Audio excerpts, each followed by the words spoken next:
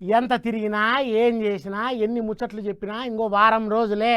అందుకే గల్లీ గల్లీ బస్తీ బస్తీ పల్లెలు పట్టణాలు ప్రతి ఇల్లు ప్రతి గడప చుట్టినట్టే చేస్తున్నారు లీడర్లు.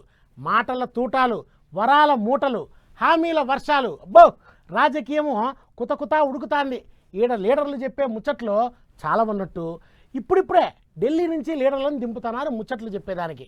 చూడండి ఎవరెవరు వచ్చినారో ఏమేం చెప్పినారో. ఢిల్లీలో నేనే గల్లీలో నేనే అన్నట్టే గిర అని ఢిల్లీకేంచి గల్లీ దానిక కాళ్లకు గిరికలు కట్టుకున్నట్టే తిరుగుతున్నాడు తెలంగాణ సీఎం రేవంత్ సారు. దినం 3-4 దుక్కుల మీటింగులు పెడుతున్నాడు. పడిబడని పార్టీలను పొట్టు ఆపిస్తున్నాడు.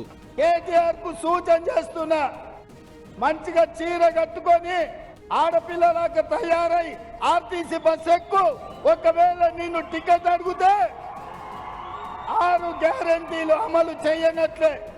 టికెట్ లేకుండా నువ్వు ఇంద్రవెల్లి గాని, నాగోబ జాతర గాని, భద్రాచలం రాముల వారిని గాని, యాదగిరిగుట్ట లక్ష్మీ నరసింహస్వామిని దర్శించుకోవడానికి ఒక్క పైసా అడగకపోతే మా 6 గ్యారంటీలను అమలు చేసినట్టే.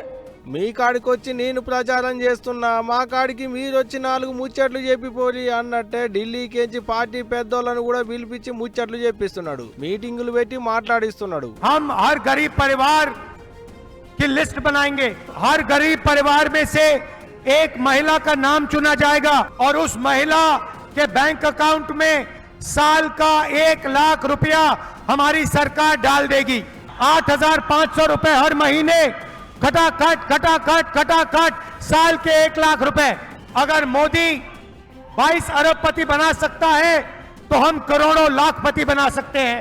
ఇగో ఇట్ట తెలంగాణలో షెయి పార్టీని అధికారంలోకి తెచ్చినట్టే దేశంలో సుత షెయి పార్టీని ఎలుగులకు దేవాలన్నట్టే మాట్లాడుకొచ్చిండు రాహుల్ గాంధీ సారు. అంతేకాదు దేశంలో షెయి పార్టీ ఎలుగులైతే చెప్పినట్టే ఇచ్చిన హామీలన్నింటినీ అమలు చేస్తారట. ఇగో ఇట్ట ఇక్కడి లీడర్లు పౌతు చెప్పేటి ముచ్చట్లనే ఢిల్లీకేంచి వచ్చిన రాహుల్ సార్ కూడా గయ్యే చెప్పిండు. పడిబడని పార్టీలను పొల్లు చాపించిండు. ఇక ఇదిట్టుంటే ఇటు పువ్వు పార్టీ తరపుకేంచి ప్రచారం చేసేందుకు ఢిల్లీ పెద్ద లీడరు అమిత్ షా సార్ కూడా వచ్చి మీటింగులు పెట్టి ముచ్చట్లు చెప్పిండు. ఒక్కనాడే కాగజ్ నగర్, నిజామాబాద్, హైదరాబాద్ లో మీటింగులు పెట్టి పడిబడిన పార్టీలను పొట్టు ఆడిపోసుకుండు.